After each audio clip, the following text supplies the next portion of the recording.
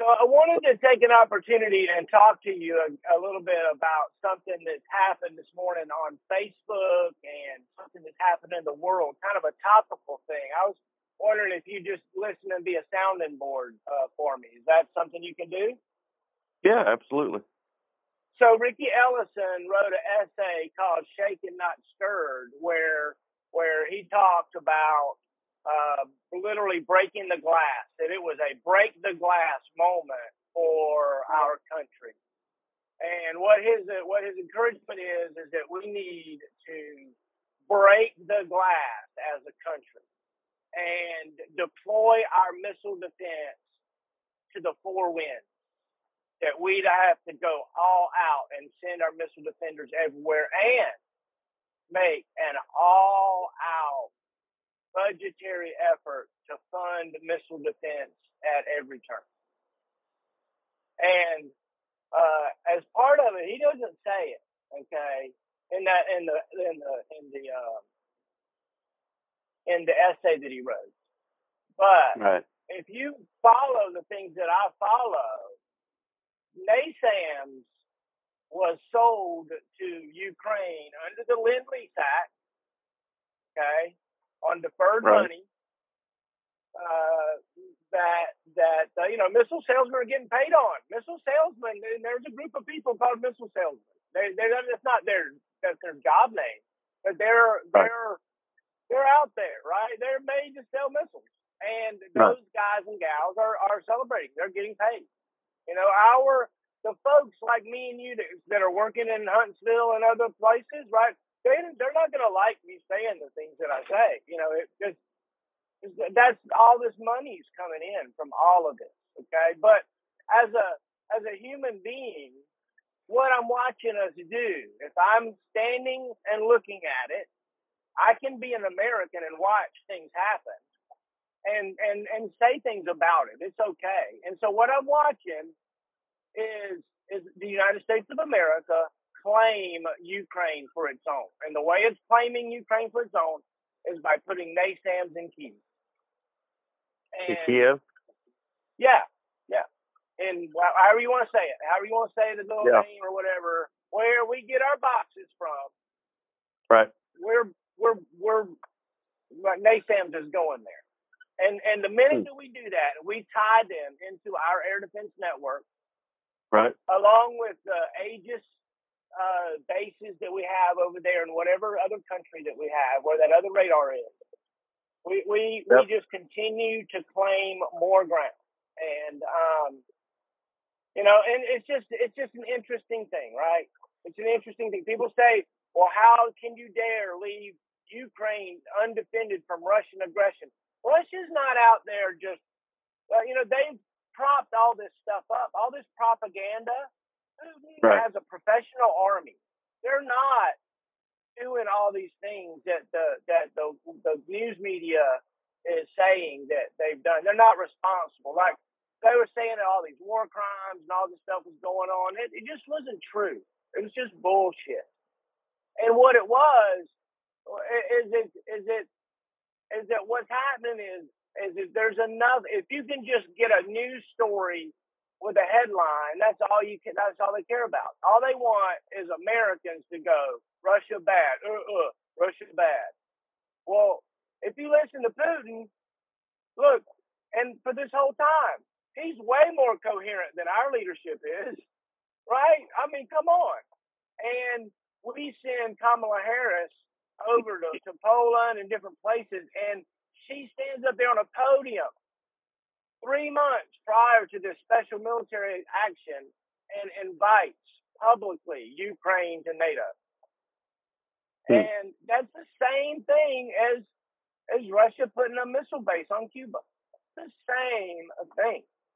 Right. And it's just such an affront to, and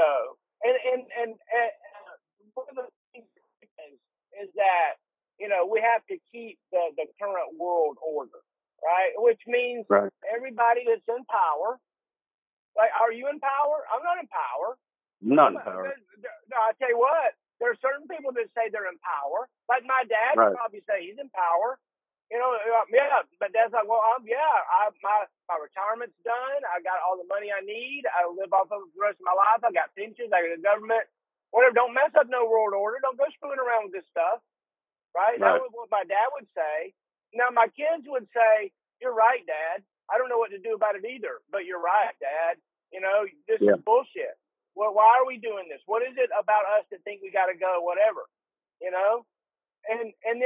then when my dad and I are one on one, my dad's gonna say things like, "Hey, it really boils down to we have a factory in Troy, Alabama, and we have Right. workers that we have to keep employed. And what do? I don't know. You got to make more missiles. You make more missiles. And what's happening here. And the leaders already behind their back have said, look, if you guys were going to come and do this in Ukraine, then just so you know, I'm going to go protect my people in the Donbass that are being, beat up daily by these people that are, mean to them, the Azov battalion or the Nazis or whatever, and he blames them. And there's lots of atrocities that you can point there. And he's gone in to secure that area. And and I guarantee you, he said, if you're going to go in and take Kiev, no problem. I'm going to secure my ports on the Black Sea, so y'all can't mess around there. If that's the way we're going to play, that's what's going to happen. All right? And that's what he did when he took Crimea. When the coup happened in 2014, Putin very quietly just took that military base that he was using in Crimea. He had a naval base there that he was renting from Ukraine. All he did was just push out from there. There was nobody to say he couldn't. And Crimea was happy about it anyway. They'd just soon be Russians too. They don't want a whole bunch of. They're just tired of fighting. Let's all get along. But it's the governments. It's the people that are trying to grab those resources. It's the establishment. It's the people that are in power. It's not me and you. It's not the Ukrainians. No. It's not the Crimeans. It's not the Donbassians. It is not even. It's not even the Russians. Actually, the Russians are just protecting their peace. Exactly. I don't agree there should be any conflict. I'm totally in agreement with you on this. I think that us spreading our systems to the four winds. That's pretty crazy. That's pretty crazy because it's a small community, and we're already stretched thin. So, hey, more power to all them air defenders out there. I'm an air defender, man. I love my air defenders. I don't think about. I think about how the op tempo is going to be for those air defenders, and I have a different point of view that explains. It just basically I can explain how it affects everybody, even the people that aren't in charge. They may be in charge of that weapon system, but they're not in charge. They're just doing what they're told. Hey, you're going to go to this grid point, and you're going to sit there, and you're going to protect this area. Well, that's all good and dandy as long as you. I just don't understand why they're bringing NASAMS in. That's like us saying, hey, we're not waving no white flag. We're just going to keep throwing these systems out there. And the more systems they throw out there, the more missiles they need. And exactly what you said, it's just a big circle. It's a big cycle. And I kind of reflect back on it when I was talking to my grandfather when I was a young child. He was actually one of the guys that was throwing the Japanese bodies, all the deceased, in a hole after they dropped the bomb on Nagasaki. And I got firsthand accounts as a child. My grandfather talking about some of that stuff, and I looked at the pictures and all that, and it's pretty sad. It's pretty sad, the devastation that could come from these NASAMS and these other hell with NASAM nuclear weapons. I mean, that's what we're really shooting at right now. Most people don't know what a NASAM is, just what they hear on the news, correct? Well, yeah. when you put the NA in there, That's nuclear, man. No, not actually, not actually. Well, The what I'm talking about is the, the air defense system that we use to protect the national capital region, right. that we use to all the other NATO capitals. You know, every capital in NATO has one of these. You don't hear about it, but it's out there, and they're going to take the same thing through the FMS, and they're going to equip it in Kiev. And so here's the first way I would think that I have seen where I could understand where we might head towards war. Yeah. All right. So let me tell you what I think.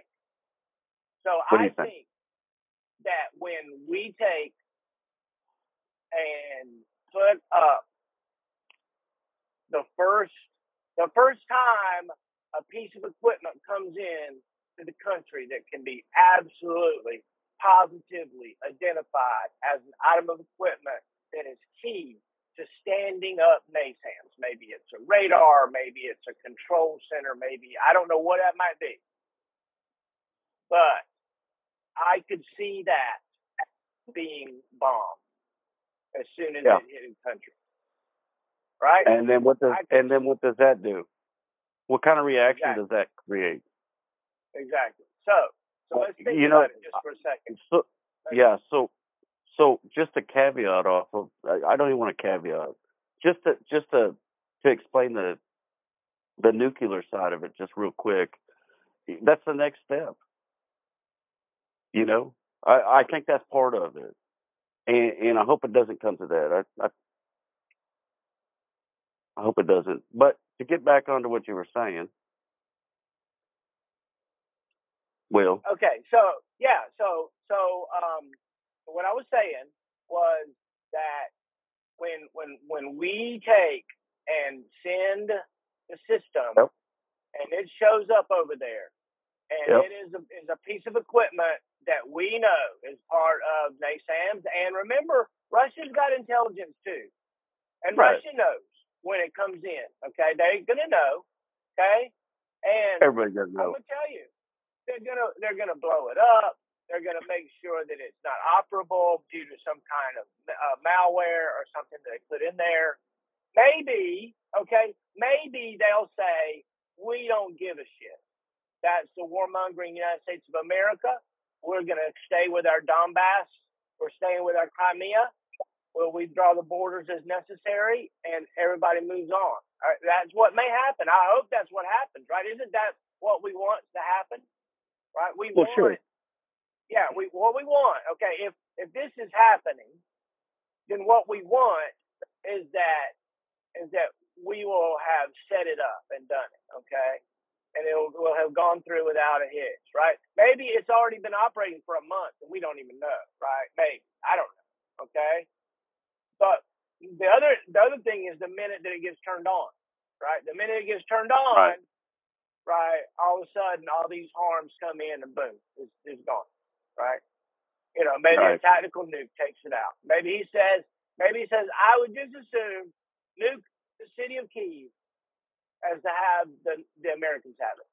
Right? What if we knew that Russia and China was going to occupy Cuba? And we knew it was going to happen. When we say we would rather nuke Cuba off the face of the earth than let them have it.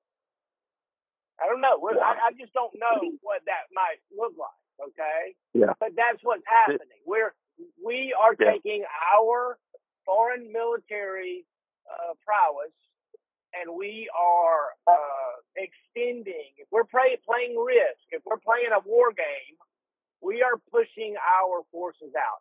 Wherever our defensive umbrella is, then that's what we claim. If we defend it, then we own it. And the first place to gain dominance is the air. Absolutely. If you own the air and you own the sea, then those are two important things. And so I just think it's possible. Interesting that it's very possible, because if they do capture two of the three, air and the sea, All they got is land, to take. And I don't know where that'll trickle into. I don't see Russia laying down and saying, I don't think they'll do it. I don't think that. I hope they do. I've got the same thoughts as you. I pray that they just think we're warmongers, and the United States just trying to show force. And you know what? They can have Kiev, or Kiev, however it's said.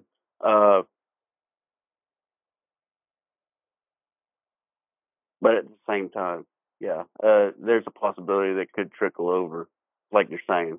They just nuke it, wipe it out, never make it operational, or they allow us to use it and we show some cards. You know what I mean? Could be true. Yeah, could be true. We show a couple of our cards out of our hand by doing this. Because if they have the technology, they have the people, they have the intel, just like we do. They could, like you said, they could mess up our system. They could figure out how our system operates. There's a lot of things that can go into play on that, and then it becomes, that's a high risk. That's a high risk move. Yeah, that's pretty interesting. I mean, we can go really deep with that, but yeah, I keep going back to the air defenders, and I'm like, we're just the workers, The government's the one telling us where to go, what to do, All right. All right. So let me talk about that in a second. Okay. So bottom line is, I've realized, all right, that more and more and more, it is not the government telling people where to go. It is private industry telling the government where to go, who in turn tells the soldiers where to go. All right. So basically, what's happened is in Taiwan, somebody in industry told Nancy Pelosi to go to Taiwan, And so she goes as an emissary of the United States government. Because the United States government wanted her there? No. The president himself said he didn't want her to go there. But no, private industry did. Second thing about her visit, do you realize that we flew our jets into, I wouldn't say disputed territory, but we flew our jets in and fired warning shots as Pelosi's government plane flew into that airspace. Do you realize that? We went in going like the equivalent of Yosemite Sam walking down Main Street going, pow, pow, pow, mother crackers, pow, pow, pow. Do you believe that? And that just appalls me, man. It appalls me that we're going to spend however many millions to send a government plane to what everybody agrees is part of one China. There's an agreement that we all signed years ago against the wishes of everybody, firing warning shots. I mean, that is ludicrous. It is ludicrous. Can tell me how you think about it, knowing that we flew across the little line or whatever, and we fired our guns. I don't know if it was a missile or whatever, but they literally said we fired warning shots as we flew into the airspace. Do you believe that, Joe? I don't believe that. Crazy, I Joe. honestly have a hard time believing that. I really do. No, it happened. If it happened, it happened. I have to look that up because that is insane. I mean, if I was sitting on the scope, being the 14 Echo I was, and saw that, I'd be like, what in the hell are we doing? I mean, there's no hostile. I mean, it's not like they were trying to shoot them out of the sky or anything. There wasn't. I don't know. I've got to dig into that. That is blowing my mind right now. Wow. So we shot warning shots while Pelosi was flying in, and we were in no fly areas. we were where the place is where you open the door, like whatever the line is, or the embarkation point, or the right. I get what canal you're saying. starts or something. But our government shot off ordnance, fired something, even if it was one bullet, right? Even if it was one bullet. How? Right. We're here, That's bitches.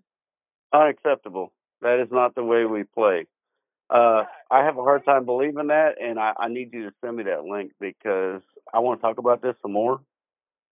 Because that's crazy. I mean, that's not the way we operate. That's not the way we ever operated. You think so? You know, that sounds crazy to me to even contemplate or just wrap my mind around the concept that we went in shooting. Yeah. So think about this for a second. Okay. Think about it. That sounds like some for a second. You know what that sounds like? That sounds like some Vietnam shit that I used to watch as a kid. You know, just coming in, blowing and blowing. Yeah. Okay. So listen to this real quickly. Okay. I'm listening. The President of the United States said, "I do not want you to go." All right. Nancy Pelosi, the Speaker of the House, defied the President of the United States and went anyway.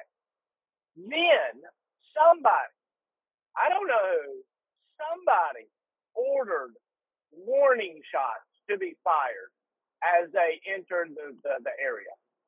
I mean, so the president authorized, the president said, yeah, I didn't want her to go, but if she's going to go, y'all fire some fucking warning shots, so they don't blow her ass up. What? Warning shots? No. Yeah. You sure it wasn't flares? I just don't get it. Maybe, look, even if it was flares, okay, if it was flares, then it's the same, in my mind, it's the same thing. In my mind, shooting a flare is just as offensive as shooting a missile if you're on the ground and you don't know what's happening. If an aircraft comes up and you don't know what it is, but it's shooting flares, then that's it's middle of the night. You don't want to shoot at that sucker. If I'm in danger, it's a sign of aggression. So it just baffles me, right? It just baffles me that it's just obvious. Obviously, if the President of the United States said no, don't go, and the Speaker of the House goes anyway, and then somebody orders warning shots, and then a week later they send a whole other contingent of people over. Did you get that? Did you get that? Oh, by the way, well, we sent that contingent with gifts over 2 weeks ago. Well, now we're going to send. What are they going over there for? What is it that they have to go there for? What are they taking? I have no idea. I have no idea. It goes back to the percentage of resources that the country makes. It boils back down to that. And for us, maybe we just want to make sure that Russia doesn't take it. Maybe there's something there. I don't know. Maybe there's a precious metal there that we need for technology or something. I have no idea. I know Russia's got a lot of different special materials to make chips and things of that nature. So I guess I have to look more into the war side of it, the government side of it, because I have an understanding of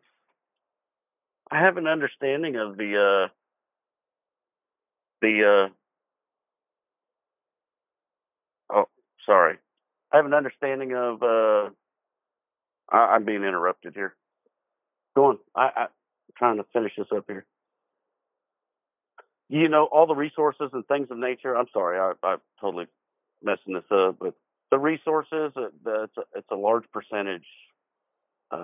Wheat.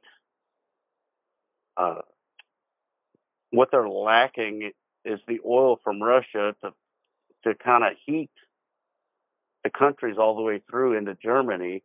So oil's a big concern because they had a pipeline they shut down. Russia did. when we had the embargoes going on and things of that nature. So I haven't really delved into it since then, but I need you to send me some links because this is crazy. I just can't get past the fact that we were shooting anything. You know? Sounds good. I agree. Well, do your homework, man. Do your homework. I wanted to tell you that I think that okay, so here's what I pray happens. Okay, I pray happens that no big deal happens. Nothing does. We go set it up. Putin protects his people in the Donbass. We take over Ukraine. NATO does. Right. NATO becomes a member, just like we've been saying. You know, just like look, we've been.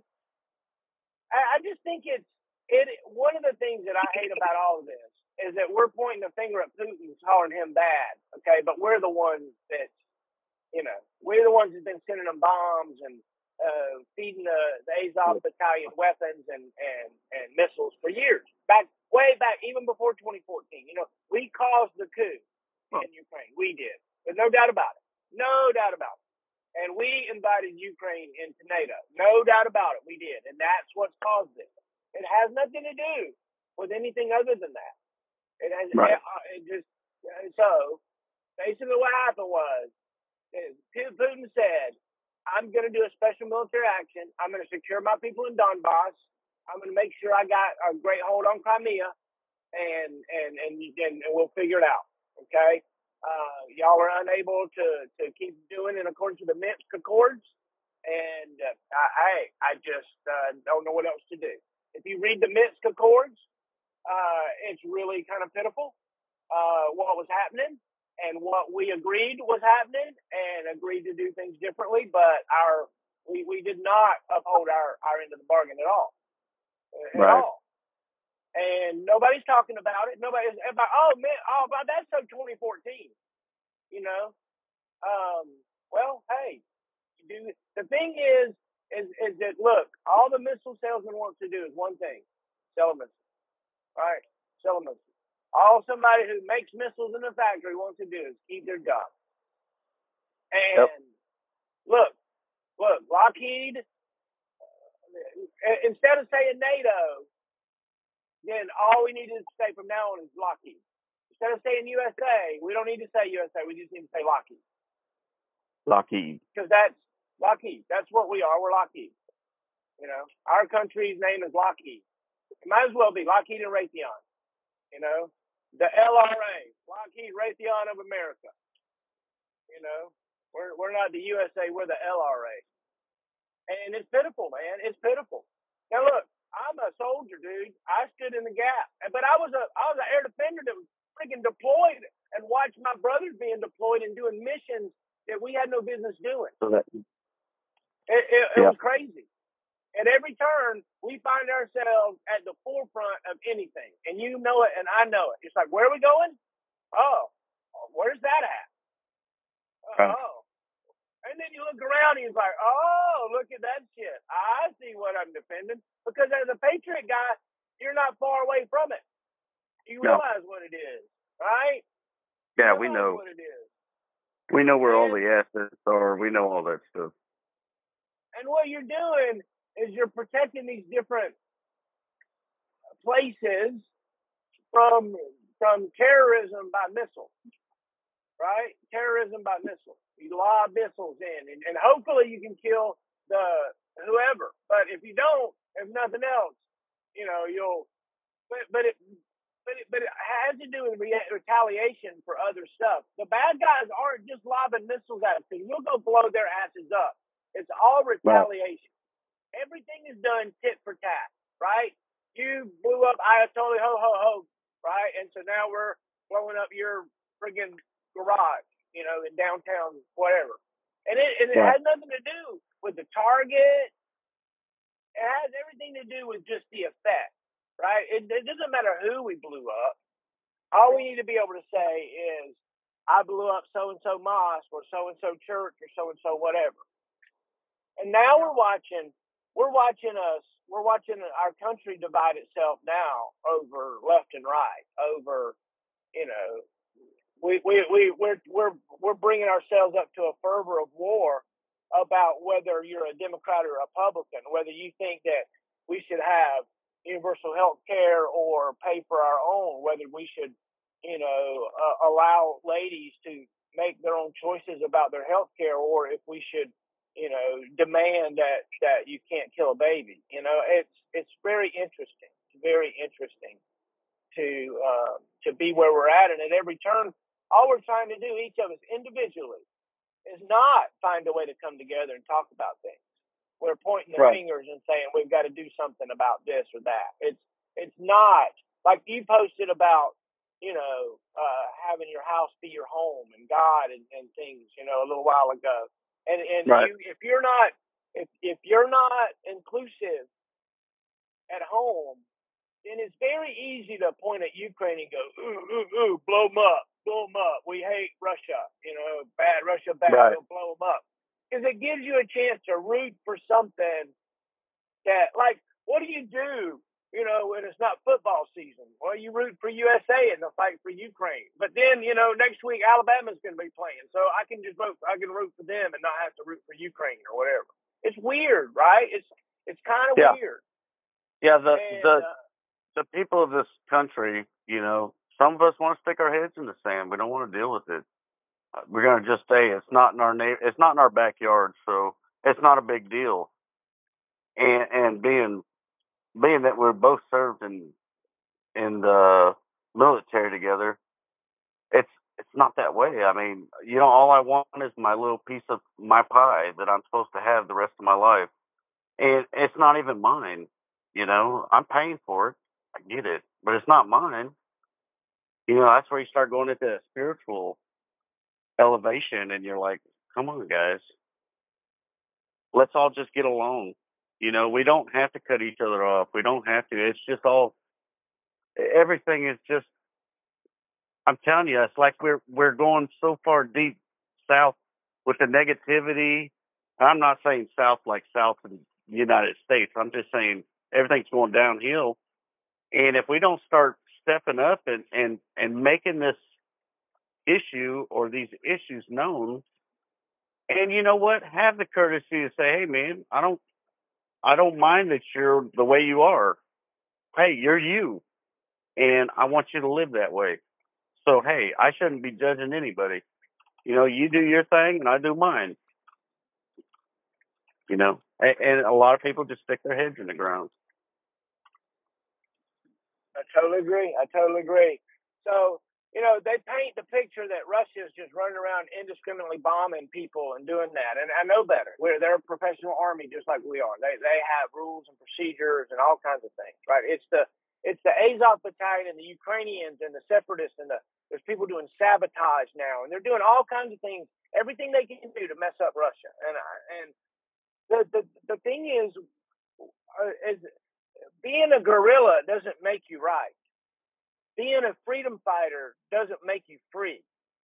Being free comes from a discussion and caring and input. And I'll tell you, if you quit blowing people up, then Russia will quit blowing people up. It's a tit for tat, and it's got to start with somebody standing up for peace and somebody not sending bombs.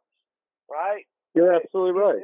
I think that's the way it should be. You dry the bombs up. If you dry the bombs up, then the bombs quit being dropped. And so if we send bombs, then obviously Russia's got to come back and bring bombs, because you're trying to blow them up. And so somebody's got to be peaceful first. Somebody's got to be the adult. And our country is not being nice. We're not being loving. We're being assholes. We're trying to sell missiles.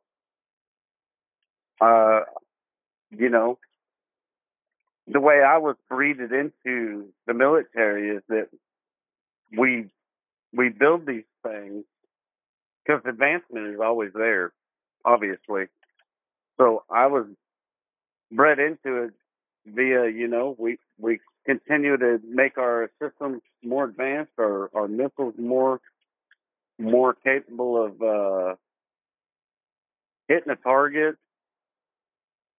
and we use the money from selling the equipment and the missiles to these other countries for those upgrades that we do. So that's the way I kind of stuck it in my head as a soldier, you know, because I was still trying to figure it out. I was like, why are we here? What are we doing? And I understood why we were there, but, you know, I was like, why are we waiting for somebody to shoot a missile? Wow. It's wild. All right, buddy, let me get off here, man. I love you, buddy. Yeah, man, it's really bad out here. I got rain. It's just pouring down over here in Houston. So I apologize for the extra noise. Love you, man.